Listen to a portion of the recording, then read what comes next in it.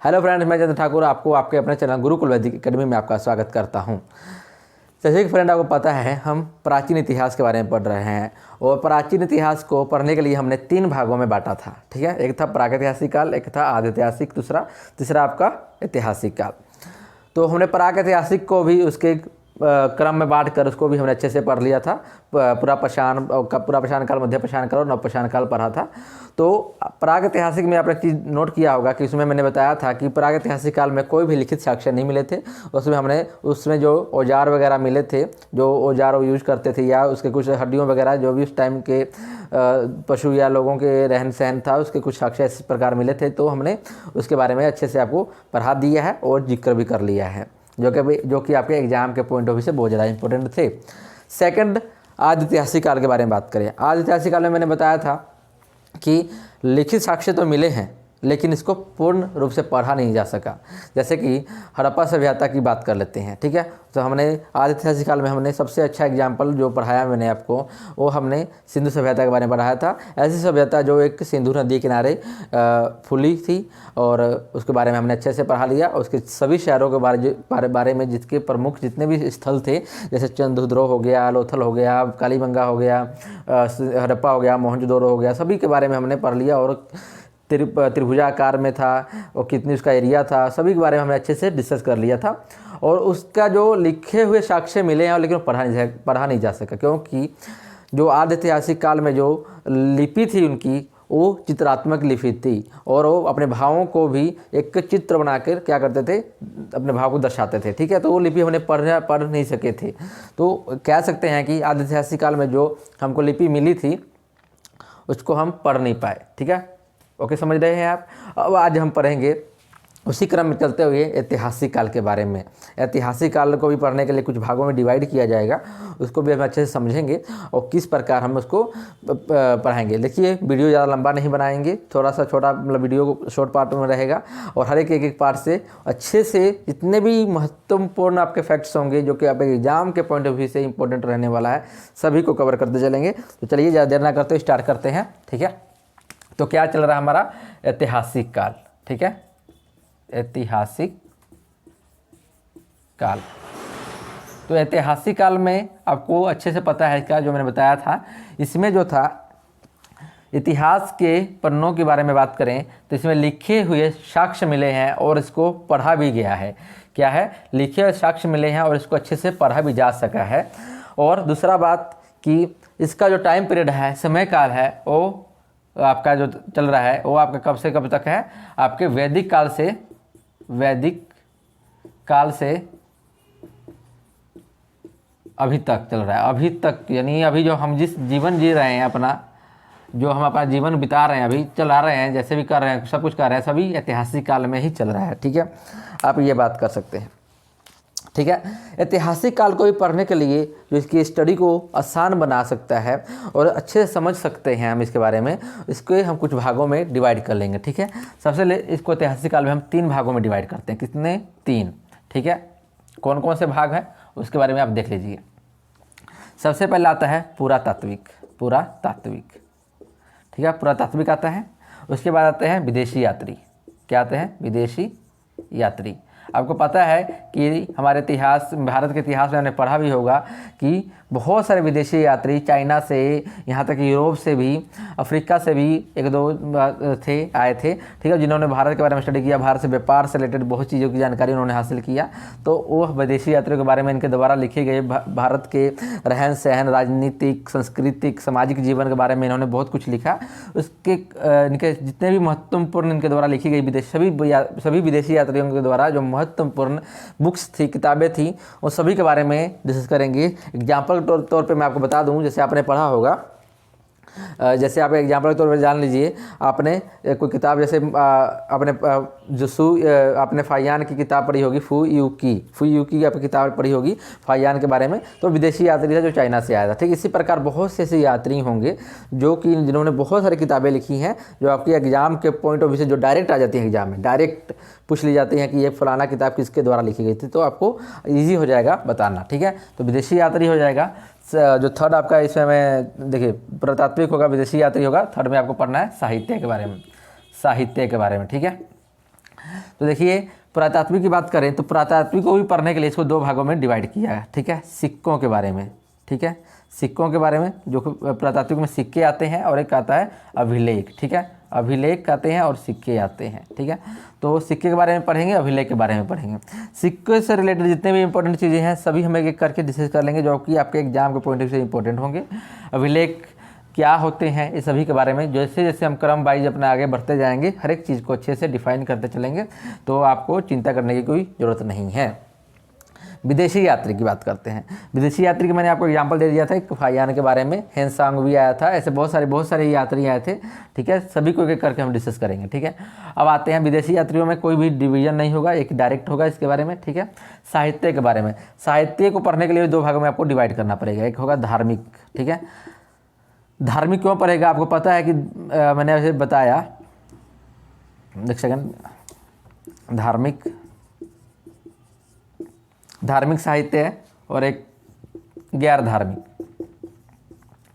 तो देखिए क्या है, जैसे मैंने आपको अभी बताया कि वैदिक काल से चल रहा है, वैदिक काल की बात करते हैं तो बहुत से धर्म ग्रंथ लिखे गए थे। तो आप गैर धार्मिक की बात करें, जो हमारे भारत के राइटरों द्वारा बहुत सी ऐसी किताबें लिखी गई हैं जो धर्म से रिलेटेड नहीं है, तो इसमें आ जाता है धार्मिक, गैर धार्मिक में आते हैं, तो उसके बारे में भी डिस्कस करेंगे, ठीक है। अब देखिए धार्मिक भी पढ़ना है तो क्या धर्म, देखिए धर्म की बात करते हैं तो आपको पता है सनातन धर्म से लेकर बौद्ध धर्म में, हिंदू बौद्ध धर्म, जैन धर्म, बहुत सारे धर्म यहाँ पर भारत के, हमारे जो ये हमारी कर्म भूमि है भारत की, इसमें बहुत सारे ऐसे धर्मों के अच्छे से फले फूले हैं, तो उनके बारे में भी आपको पढ़ना पड़ेगा, ठीक है। इसमें सिख धर्म, बौद्ध धर्म आता है, ऐसा क्या बोलते हैं, जैन धर्म आ जाते हैं, ठीक है, बहुत से ऐसे धर्मों के बारे में आपको पढ़ना होगा। तो इसलिए हमने इसको डिवाइड कर दिया। धर्म पढ़ेंगे तो धर्म में भी दो भागों में बांटना पड़ेगा आपको, ठीक है। क्यों, एक तो होगा ब्राह्मण धर्म, ठीक है, ब्राह्मण, ठीक है, और ब्राह्मण साहित्य हो जाएंगे, और एक आपका हो जाएगा गैर ब्राह्मण साहित्य, ठीक है। ब्राह्मण साहित्य के बारे में बात करें तो आपको पता है जितने भी वेद हमारे हैं, वेद, वेदांग, उपनिषद, ठीक है, पुराण, महाकाव्य, ये सभी, और भी बहुत से छंद हो गए, ठीक है, पुराण हो गया, और आपके आरण्यक वगैरह जो है सभी इसमें ब्राह्मण ग्रंथ में आ जाते हैं, ब्राह्मण साहित्य में आते हैं। उसके बारे में भी हम एक एक करके सभी, जब जैसे जैसे हम ये स्टेप टू स्टेप बढ़ेंगे तो बताते चलेंगे, ठीक है। गैर ब्राह्मण में क्या आएगा, देखिए यहाँ आ जाएगा जैन धर्म के बारे में, और दूसरा आ जाएगा बौद्ध धर्म के बारे में, ठीक है। बौद्धिक ग्रंथ कौन कौन से थे, जैनिज्म ग्रंथ कौन कौन से, और गैर ब्राह्मण साहित्य में हम पढ़ लेंगे, ठीक है, ये चीज़ें हैं। तो सबसे पहले आज हम शुरुआत करेंगे अपना फर्स्ट स्टेप, देखिए क्या होगा क्लास का, ये पहला स्टेप यहाँ शुरू होगा, ठीक है। तो पहला स्टेप में क्या होगा, तो पहले आप पुरातात्विक के बारे में सबसे पहले पढ़ेंगे, सिक्कों के बारे में। दूसरा आपका आज जो ये चल रहा है, तो फर्स्ट डे आपको यहाँ से स्टार्ट होता है सिक्के, ठीक है।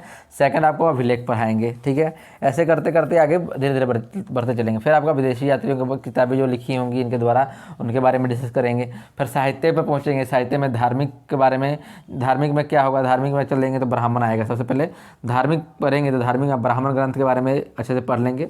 फिर धार्मिक में ही गैर ब्राह्मण के बारे में पढ़ेंगे, जैनिज्म, बौद्धिज्म के बारे में, और गैर धार्मिक फिर आएगा उसके बाद। तो गैर धार्मिक में जो चीज़ें होंगी सभी हम डिस्कस कर लेंगे, ठीक है। तो ये तो आपके सामने एक मैंने 4 टाइप के बारे में बता दिया, किस प्रकार हमको पढ़ना है और किस प्रकार हमको ईजी हो जाएगा पढ़ने में, ठीक है। तो चलिए ज़्यादा देर ना करते हुए अब सिक्कों से स्टार्ट करते हैं। सिक्कों के बारे में पढ़ लेते हैं। देखिए सिक्कों से रिलेटेड बहुत से एग्जाम में क्वेश्चन, बहुत अच्छे से और इम्पोर्टेंट क्वेश्चन आते हैं, तो उसको हमको एक एक पॉइंट, एक एक जो भी मैं जितना भी पॉइंट्स बताऊँगा सभी पॉइंट आपके एग्जाम के पॉइंट ऑफ व्यू से बहुत ज़्यादा इंपॉर्टेंट रहेगा। क्योंकि देखिए क्या है कि डायरेक्ट आ जाते हैं, ऐसे नहीं है घुमा फिरा के आएगा, डायरेक्ट ही पूछ लिए जाते हैं, ठीक है। आपने भी कईयों ने, आप क्वेश्चन देखेंगे, आप देखेंगे जब ये स्टेटमेंट जो मैं लिखवाऊंगा तो आप कहेंगे वाकई में से क्वेश्चन आते हैं, ठीक है। तो सबसे पहले शुरुआत करेंगे हम पुरातात्विक से, ठीक है। तो पुरातात्विक हमने यहाँ ले लिया, पुरातात्विक स्रोत जो हमारे आगे, पुरातात्विक स्रोत बोलेंगे इसको हम, ठीक है, जो हमारे इतिहास के बारे में जानकारी देते हैं। इसमें सबसे पहले क्या आएगा, सिक्के के बारे में पढ़ रहे हैं, किसके बारे में, सिक्कों के बारे में, यहाँ पर आ जाएगा, ठीक है।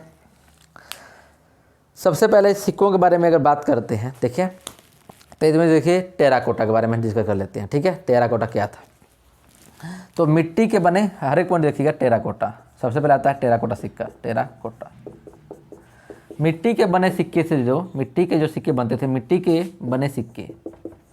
बने सिक्कों को टेराकोटा कहा जाता था। ठीक है, बने सिक्कों को टेराकोटा कहा जाता है। ओके, इतना समझिए। ये कब मिले थे और किस समय की बात है?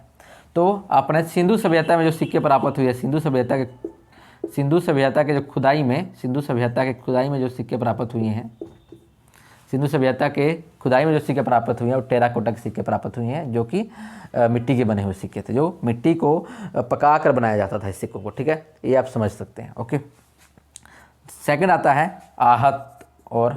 आहत या आप पंचमार्क बोल सकते हैं इसको, आहत या पंचमार्क सिक्के। ठीक है, ये जो सिक्के थे किसके काल में चलाए गए थे? तो ये मौर्य काल यानी मौर्य वंश के दौरान ये सिक्के चलाए गए थे। आहत और पंचमार्क सिक्के मौर्य वंश के टाइम में चलाए गए थे, चंद्रगुप्त मौर्य के टाइम में। ठीक है, और ये वंश पूछ लिया जा सकता है किस वंश के टाइम में, तो मौर्य वंश की बात करेंगे। मौर्य वंश के राजा के नाम पूछ सकता है, चंद्रगुप्त मौर्य के समय की बात है, उस समय ये चलाया गया था। ठीक है, आहत या पंचमार्क। इन सिक्कों पर क्या था? इन सिक्कों पर कुछ लिखा नहीं गया था, चित्र बने हुए थे, चित्र वाले सिक्के थे। ठीक है, चित्र के सिक्के थे। ठीक है, और मौर्य वंश में लिखा था यहाँ पर, मौर्य वंश। किस मौर्य वंश में?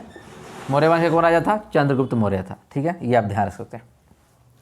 इसको याद रखना बहुत ईजी है। किसी भी धातु को आप उस पर आहत करेंगे, आहत करके यानी कोई धातु है, मान लीजिए तांबा है, ठीक है, तांबे को पिटाई करेंगे, उसको पिट के यानी आहत कर करके उसको गोल एक शेप देंगे, सर्कुलर शेप देंगे, एक आपको उसको वृत्त के शेप में बनाएंगे। ठीक है, तो जब क्या आहत बनेगा या चौरस बनाएंगे तो क्या बोलते हैं, जो भी सिक्के इस टाइम के थे तो बना सकते हैं, पिट के बनाया जाएगा। तो आहत कर रहे हैं, या पंच पता है मुक्का होता है, तो आप पंच मार के सिक्के बना रहे हैं, तो ये आप कह सकते हैं आहत या पंच मार के सिक्के किसके समय काल में चले थे? मौर्य वंश के चले थे। कौन राजा था? चंद्रगुप्त मौर्य था। ठीक है, मौर्य काल में ही, मौर्य काल के दौरान ही, ठीक है, मौर्य काल के दौरान ही, काल यहाँ लेता हूँ, दौरान ही पर्ण सिक्के चले थे। कौन से सिक्के चले थे? पर्ण सिक्के चले, पर्ण सिक्के चले थे सिक्के। ये जो सिक्के थे चांदी के थे। क्या थे? चांदी के थे, चांदी के थे, चांदी के सिक्के थे। तो मौर्य काल के दौरान पर्ण सिक्के चले जो चांदी के थे। क्लियर है पॉइंट? ओके, अब आइए नेक्स्ट, शीशे के सिक्के जो चले थे, शीशे के जो सिक्के चले, शीशे के सिक्के, ये जो थे ये सातवाहन के द्वारा चलाए गए। किसके द्वारा? सातवाहन के द्वारा। ये ध्यान रखना है, याद रखना है। ठीक है, सातवाहन के द्वारा कौन से सिक्के चलवाए गए थे? शीशे के सिक्के चलवाए गए थे, ये ध्यान देना है। ठीक है, अब आ जाइए, बहुत ज़्यादा इंपॉर्टेंट बनेगा।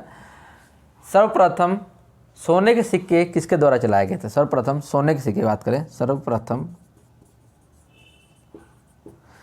सोने के सिक्के यूनानी शासकों द्वारा चलाए गए, यूनानी शासकों के द्वारा। यह ध्यान रखना है, याद रखना है, बहुत बार एग्जाम में आ जाता है कि सोने के सिक्कों को सर्वप्रथम किसके द्वारा चलवाया गया था? तो यूनानी शासकों के द्वारा सोने के सिक्के चलवाए गए थे। ठीक है, आप इसको याद रखिएगा अच्छे से। यूनानी शासकों के द्वारा कौन से सिक्के चलाए गए? सबसे पहले सोने के सिक्के यूनानी शासकों ने चलवाया था। ठीक है, नेक्स्ट जो आपका आता है शुद्ध सोने के सिक्के। एक देखिए घुमा के पूछ सकता है आपको कि कंफ्यूजन हो जाएगा कि देखिए सोने के सिक्के किसने चलाया? सर्वप्रथम आ जाए, सिर्फ सोने की बात करें तो यूनानी ने चलाया था, यूनानियों के द्वारा चलाया गया। ठीक है, ये आपको ध्यान देना है। ओके, और शुद्ध सोने के सिक्के की बात करें, शुद्ध सोने के सिक्कों की बात करें, सिक्कों शुद्ध सोने के सिक्के कहे तो ये कुषाण काल में कह सकते हैं, कुषाण शासकों के द्वारा चलाए गए थे, कुषाण शासकों के द्वारा चलाए गए, कुषाण। ठीक है, कुषाण शासकों के द्वारा कौन से सिक्के चलाए गए? शुद्ध सोने के सिक्के चलाए गए। याद रखना है, बहुत ही इंपॉर्टेंट हो जाता है कि स्टार मार्क कर सकते हैं आप। इसके बाद आता है, ठीक है, अब इसके बाद आते हैं गुप्त काल के बारे में। ठीक है, तो गुप्त टाइम में कौन से सिक्के चले? देखिए स्वार्धिक कह सकते हैं, स्वार्धिक सिक्के यानी बहुत ज़्यादा मात्रा में। ठीक है, स्वार्धिक सोने के सिक्के, देखिए सोने से ही बात चल रहा है, एक सोने की बात चल रहा है। सर्वप्रथम सोने के सिक्के यूनानियों ने, शुद्ध सोने के सिक्के कुषाण ने, और स्वार्धिक सोने के सिक्के कहे क्या होगा? ये चलाए गए गुप्त काल के टाइम में। गुप्त काल स्वार्धिक हो जाए, और इसी में आप कह सकते हैं अशुद्ध सोने कह सकते हैं, अशुद्ध सोने के सिक्के।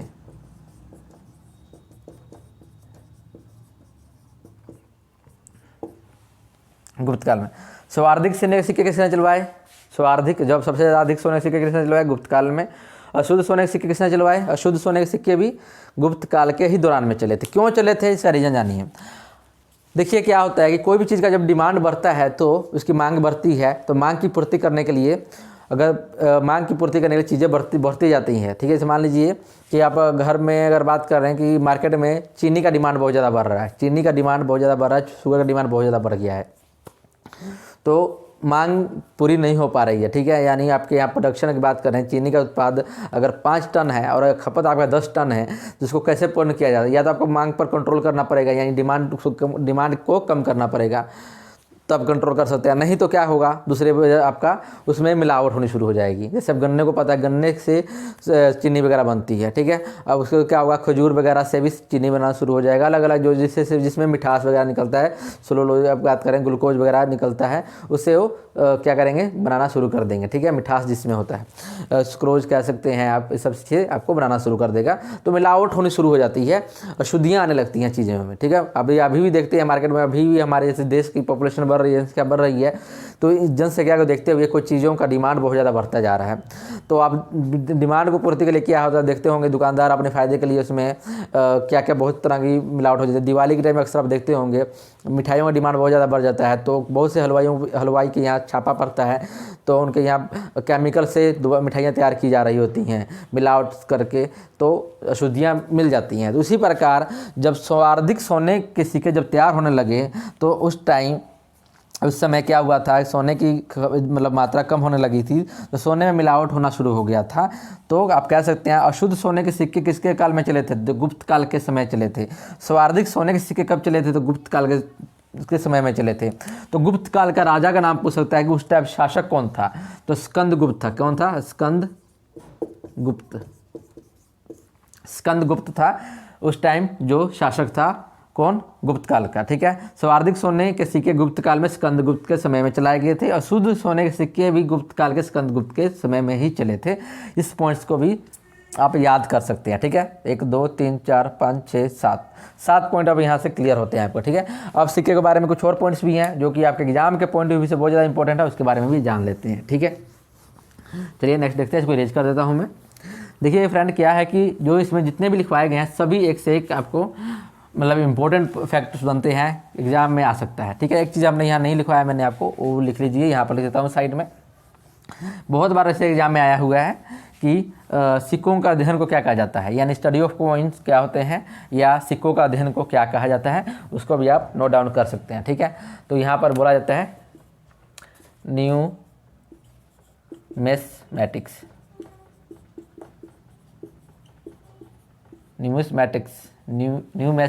नाम से जाना जाता है। सिक्कों का अध्ययन को न्यूमिस्मैटिक्स भी कहा जाता है, इसको आप ध्यान रख सकते हैं, ठीक है। अब ये तो हो गया, ठीक है। अब नेक्स्ट चलते हैं कि देखिए क्या होगा।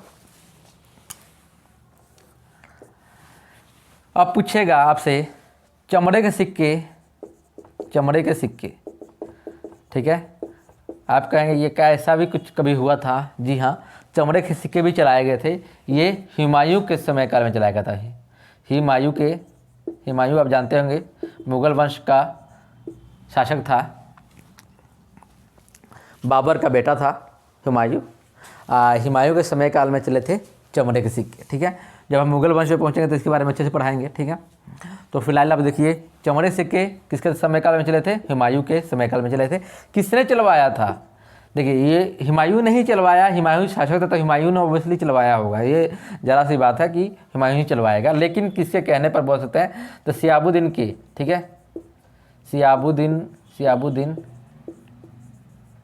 के कहने पर चलाया था। सियाबुद्दीन कौन था? इसके बारे में बहुत अच्छी इंटरेस्टिंग कहानी है, वो आपको जानना जरूरी हो सकता है एग्जाम के पॉइंट ऑफ व्यू से, यानी एग्जाम के पर्पज़ से इंपॉर्टेंट नहीं है उतना, लेकिन आप जान लें तो आपको ये होता है कि कहानी से हम किसी चीज़ को रिलेट करके पढ़ते हैं तो हमें अच्छे से याद रह जाती है। तो मैं बताता हूँ इसके पीछे कहानी क्या है। देखिए क्या था,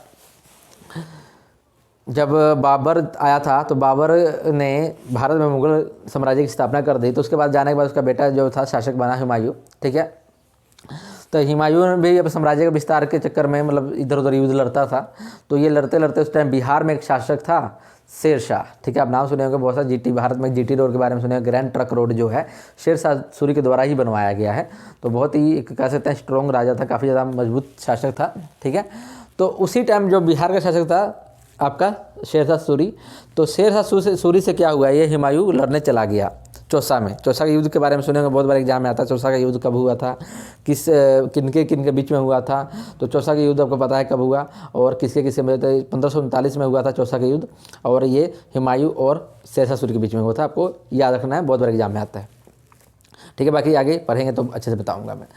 तो हुमायूं क्या था, लड़ने चला गया चौसा का युद्ध कहाँ, शेर शाह सूरी से बिहार में। बिहार में जगह है बक्सर जिला है, पड़ता है बक्सर जिला, जो कि आपको पता है कि बिहार को 2 भागों में बांटती है गंगा नदी। गंगा नदी बीचों बीच जाती है बिहार का। अगर मैप देखिए, अगर नेट से आप क्रोम से गूगल में जाके सर्च कर लेंगे बिहार का मैप, तो पता लगेगा कि बिहार को 2 भागों में डिवाइड करती है कौन, गंगा नदी। तो गंगा नदी, तो उसी गंगा नदी यहाँ से एंटर करती है, उसी बगल में बक्सर जिला पड़ता है, वहीं बक्सर जिला पड़ता है। तो बक्सर जिला में एक जगह है चौसा, ठीक है। चौसा जो कि एकदम गंगा नदी किनारे हैं। तो ये लड़ने चला गया, तो चौसा का युद्ध हुआ था शेर शाह सूरी से। तो उस टाइम बिहार में गंगा नदी में बाढ़ आई हुई थी। ये हार गया, पराजित हो गया किससे, शेर शाह सूरी से। हुमायूं क्या हुआ, पराजित हुआ। पराजित होने के बाद क्या हुआ, डर के मारे वहाँ से भाग निकला तो ये क्या हुआ, बाढ़ में फंस गया। बाढ़ में फंसने की वजह से डूबने लगा। तो क्या हुआ, सियाबुद्दीन नाम का एक मछुआरा हुआ करता था, ठीक है। ये सियाबुद्दीन जो था मछुआरा, इसने देखा कि वो डूब रहा था, वो नहीं जानता था हुमायूं के बारे में अच्छे से, ठीक है। उस टाइम कौन सा व्हाट्सअप हुआ करते थे या फेसबुक हुआ करते थे, या कोई इंटरनेट का सिस्टम था कि फलाना जगह का राजा के बारे में जान लेंगे, या जैसे मोदी जी को अभी यूएसए में भी जानते हैं सब, चाहे हम लोग यूएसए के जो राष्ट्रपति है या चाइना का जो पीएम है उसके बारे में हम जानते हैं, उसके फ़ोटो देखे हुए हैं। तो इंटरनेट का कमाल है सब। उस टाइम तो इंटरनेट था नहीं, तो इसने देखा नहीं था हुमायूं का। इसने हुमायूं को ऐसे ही मानवता के तौर पर इसको बचा लेता है। बचा लेने के बाद हुमायूं खुश होता है और उसको बोलता है, बोलो तुम्हारे लिए मैं क्या कर सकता हूँ, मैं भारत का मतलब राजा हूँ, वैसा उसको बताता है, ठीक है। तो सियाबुद्दीन ने सोचा कि अगर इससे मैं कुछ मांगू, धन दौलत की कमी, मतलब कि देखिए क्या होता है कि धन दौलत किसकी लालसा होती है, उसकी लालसा होती है जिसके पास सब कुछ पाने की इच्छा होती है कि हमको ये चाहिए वो चाहिए, वो धन दौलत की लालसा करता है। जो आदमी अपने फैमिली में खुश रहना सीखता है, उसको ज़्यादा धन दौलत की ज़्यादा इच्छा नहीं होती है। तो इसने कहा मुझे कोई धन दौलत नहीं चाहिए, कुछ नहीं चाहिए आपसे। तो फिर भी बोलता है कि मांगो, क्या मांगते हो। तो ये बोलता है कि इसने सोचा कि बहुत से राजा महाराजा आए, उन्होंने सोने के सिक्के चलवाए, चांदी के सिक्के चलवाए, शीशे के चलवाए, बहुत तरह तरह के सिक्के चलवाए। अगर बोला अगर मैं कहूँगा मेरा नाम सोने के सिक्के चलवा दो, तो मेरा नाम तो गुमनाम हो जाएगा इतिहास में। मान लो कि नाम तो गुमनाम हो जाएगा, क्योंकि इतिहास में बहुत से राजा आए जिन्होंने सोने के सिक्के चलवाए। तो इसने एक अलग सा ही उटपटांग डिमांड कर दिया। इसने बोला कि मेरे नाम से आप चमड़े के सिक्के चलवाएं। तो चमड़े के सिक्के चलवाया था हुमायूं ने। तो अब देखिए, अब अगर हम हुमायूं पढ़ रहे हैं तो उसके साथ सियाबुद्दीन के बारे में ही पढ़ रहे हैं हम, क्यों, चमड़े के सिक्के चलवाए गए थे। तो ये आप याद रख सकते हैं, ठीक है। चलिए अब आते हैं कि रुपया जो हम आज के टाइम में यूज़ कर रहे हैं रुपया। तो रुपया जो नाम था, ये सिक्कों को रुपया कहा जाने लगा। शेर शाह सूरी ने इसका नाम दिया था। शेर शाह सूरी ने इसका नाम दिया रुपया। सिक्कों को रुपया शेर शाह सूरी के शासन में कहा जाता था, ठीक है। सिक्कों को दाम कह दें, दाम भी शेर शाह सूरी के दौरान ही कहा जाने लगा, ठीक है। शेर शाह सूरी के शासन के द्वारा ही शेर शाह सूरी के ही समय के दौरान ही दाम कहा जाता था, ठीक है। रुपया दाम, सोने के असरफी वगैरह भी कहें, सोने की असरफियाँ भी, सोने की असरफियाँ भी शेर शाह सूरी के द्वारा चलाई गई, अब कह सकते हैं। रुपया दाम, सोने की असरफियाँ शेर शाह सूरी के द्वारा चलवाई गई थी, ठीक है। देखिए क्या, सोने की असरफियाँ जो थी, ये जो हाई लेवल की बात कर सकते हैं, अपर क्लास की बात करते हैं। जैसे हम बोलते हैं कि हमारा, अभी भी हम भारत के देखते हैं कि भारत का जो इकोनॉमी है तीन चीज़ों में डिवाइड होता है। एक upper class, middle class, lower class. Lower class में जो गरीबी रेखा से नीचे जाते हैं, मिडिल क्लास जैसे हम लोग आ जाते हैं। अपर क्लास में आप देखते हैं करोड़पति, जिनके पास करोड़ों का टर्नओवर होता है, वो अपर क्लास में आता है, ठीक है। तो आप देखते होंगे कि जो भारत में एक वर्ग जो इतना अमीर है, भारत जो अमीर है तो अमीर बनता जा रहा है, जो गरीब है तो गरीब, मिडिल क्लास पीछे आता है, ठीक है। तो ये क्या है कि उस जो सोने के सरफियाँ थी, ये कह सकते हैं अपर क्लास यूज करते थे। जो धनी लोग थे वो सभी सोने के सरफियाँ यूज करते थे, रुपया जो मिडिल क्लास के यूज़ करते थे, दाम वगैरह ये बेचारे गरीब लोग यूज़ करते थे, यानी जो गरीबी रेखा में थे। देखते होंगे अभी भी क्या होता है कि कुछ जगहों पर, चाहे हम लोग अक्सर अपनी बातों में कहीं जाते हैं तो पूछते हैं कि भाई साहब क्या दाम है इसका। दाम अभी भी हम लोग दाम यूज़ करते हैं कि क्या भाव है, भाव जैसे मराठी में इसको भाव बोला जाता है दाम को, तो क्या दाम है, ठीक है। आप कलकत्ता में जाइएगा तो क्या बोला जाता है वहाँ पर, के टका बोलते हैं लोग कि कितना टका का है, तो दाम कितना दाम है इसका, तो ये बोला जाता है हिंदी लैंग्वेज में, ठीक है। तो ये सब चीज़ें यहाँ शेरशाह सूरी के द्वारा क्या चलाया गया, रुपया, दाम और सोने की सर्फियाँ, चमड़े के सिक्के चलाए गए हुमायूं के द्वारा शहाबुद्दीन के समय में। एक थी कौड़ी होती थी, ये कौड़ी बने प्राय नहीं गुप्त काल में यूज़ की गई थी। कौड़ियाँ जो थी, कौड़ी वगैरह कहेंगे, सिक्कों में जब सबसे छोटी इकाई होती थी कौड़ी होती थी। सिक्कों की सबसे छोटी इकाई की थी कौड़ी थी। ये गुप्त काल के समय में चलाई गई थी, गुप्त काल के समय में। गुप्त काल में एक चीज़ मैंने आपको और बताना भूल गया था, अभी जब बता दूँ मैं, बीना बजाते हुए सिक्के, यानी बीना बजाते हुए चित्र वाले सिक्के, बीना बजाते हुए चित्र, बीना बजाते हुए चित्र वाले सिक्के जिन्हें बीना बजाते हुए चित्र वाले सिक्के जिन्हें मयूर शैली के सिक्के भी बोलते थे। मयूर शैली सिक्के भी कहा जाता था इन्हें। बिना बजाते हुए चित्र वाले सिक्के मयूर शैली भी कहा जाता था। तो ये किसके टाइम में चला गया था, ये गुप्त काल के समय में ही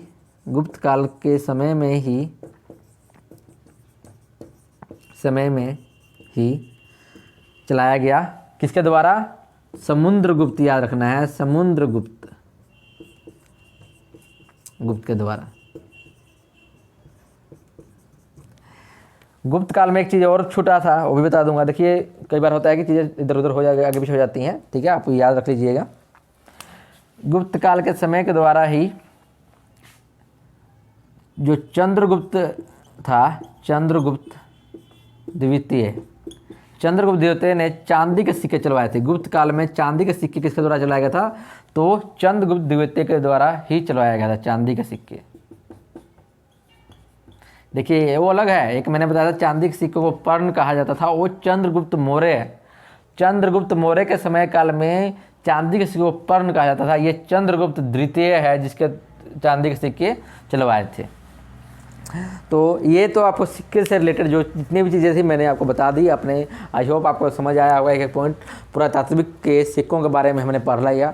अब इसके बारे में आगे जो हमारा अभिलेख वगैरह है उसके बारे में कल वाली क्लास में डिस्कस करेंगे। चलिए फटाफट से क्विक रिवीजन ले लेते हैं और एक बार अच्छे से आपको समझा देते हैं, फिर से बता देता हूँ तो आप ध्यान दे दीजिए, ठीक है। सबसे पहले आते हैं 4 की बात कर लेता हूँ मैं। तो देखिए क्या आता है, ऐतिहासिक काल वो काल होता है जिसमें लिखित साक्ष्य मिले हैं, ठीक है, जिसको हम पढ़ भी सकते हैं, ठीक है। और उसको पढ़ने के लिए हमने 3 भागों में डिवाइड किया। कौन कौन से भाग में डिवाइड किया था, पुरातात्विक, विदेशी यात्री और साहित्य। पुरातात्विक को पढ़ने के लिए आपको 2 भागों में डिवाइड करना पड़ेगा। कौन कौन सा भाग होगा, एक तो भाग आपका होगा सिक्के, दूसरा अभिलेख। विदेशी यात्री का एडजेक्टिव रखना है, उसको कोई भाग में डिवाइड नहीं करना है। साहित्य को भी पढ़ने के लिए आपको 2 भागों में डिवाइड किया हमने, धार्मिक और गैर धार्मिक, क्योंकि धर्म का बोलबाला होने लग गया था, ठीक है। धार्मिक को भी पढ़ने के लिए आगे हमने इसको 2 भागों में, धार्मिक साहित्य थे उनको पढ़ने के लिए 2 भागों में हमने बांट दिया, ठीक है। कौन कौन से भागों में बांटा हमने, ब्राह्मण और गैर ब्राह्मण, ठीक है, ब्राह्मण और गैर ब्राह्मण। और ब्राह्मण में भी देखेंगे तो उसको जितने वेद वगैरह थे उसको पढ़ेंगे, और गैर ब्राह्मण में जैनिज्म और बौद्धिज्म के बारे में हम पढ़ेंगे, ठीक है। ये तो आपका हो गया। तो हमने फिर उसके बाद शुरुआत किया पुरातात्विक काल के पुरातात्विक स्रोत की बात करें, उसमें सिक्कों से हमने शुरुआत की। तो सिक्कों के बारे में चलते हैं। सिक्के के अध्ययन को क्या बोला जाता है, न्यूमिस्मेटिक्स बोला जाता है, यानी सिक्कों के अध्ययन को न्यूमिस्मेटिक्स बोला जाता है, याद रखिएगा, ठीक है। बहुत बार एग्जाम में पूछ लेता है। चलिए अब पॉइंट टू पॉइंट डिस्कस करते हैं। टेराकोटा क्या था, देखिए टेराकोटा मिट्टी के बने हुए सिक्के थे जो कि आपको सिंधु सभ्यता के समय में प्राप्त हुए थे, ठीक है। तो ये मिट्टी को पका के बनाया जाता था टेराकोटा का सिक्का, ठीक है। ये आप सिंधु सभ्यता या हड़प्पा सभ्यता से आप रिलेट कर सकते हैं। एक ये पॉइंट हो गया। सेकंड पॉइंट था आपके आते हैं आहत और पंचमार्क सिक्के, जो कि चंद्रगुप्त मौर्य के समय में चलवाए गए थे, और वंश की बात करें तो मौर्य काल वंश था, ठीक है। और वो जो सिक्के थे आहत और पंचमार्क, ये चित्र वाले सिक्के थे, इस पर कोई भी नंबरिंग नहीं लिखा हुआ था, चित्र बने हुए थे, आप ये बात समझिए, क्लियर है पॉइंट। सेकंड आते हैं पर्ण, जो चांदी के सिक्के थे वो भी आपको चंद्रगुप्त मौर्य के टाइम में ही चलवाए गए थे, मौर्य वंश के दौरान ही, ठीक है। फिर आते हैं शीशे के सिक्के जो थे वो आपको सतवाहन के द्वारा चलवाए गए थे। ये पॉइंट आपको याद रखना है, ठीक है। उम्मीद है मुझे याद होगा आपको, आज समझ आ रहा होगा एक एक चीज़, ठीक है। वो हुआ। उसके बाद आते हैं आप गुप्त काल में जो सिक्के थे, गुप्त काल से पहले आपको वो था सोने के सिक्के। सब प्रथम सोने के सिक्के चलवाए गए, सब प्रथम पहले की बात करें, फर्स्ट ऑफ ऑल की बात करते हैं तो यूनानियों ने सोने के सिक्के चलवाए थे, यूनानियों के द्वारा सोने के सिक्के चलवाए गए। उसके बाद आते हैं कुषाण, जिन्होंने शुद्ध सोने की बात करें तो कुषाण ने चलवाया था। ये बात आपको मन में बैठा लेना है, ध्यान से समझ लेना है, ठीक है। फिर आता है सर्वाधिक, यानी सबसे ज़्यादा सोने के सिक्के। सबसे ज़्यादा जो सोने के सिक्के बने तो साथ में अशुद्ध सोने के सिक्के ही बने। तो सबसे ज़्यादा सोने के सिक्के और अशुद्ध सोने के सिक्के गुप्त काल के द्वारा चलाए गए, ठीक है। तो गुप्त काल में राजा कौन था उस टाइम, तो स्कंदगुप्त था, ठीक है। ये आपको ख्याल रखना है, ठीक है। उसी दौरान चंद्रगुप्त द्वितीय के दौरान ही चंद्रगुप्त द्वितीय, यानी गुप्त काल के समय में चंद्रगुप्त द्वितीय था, जिसके के दौरान चांदी के सिक्के चलवाए गए थे, याद रखना है।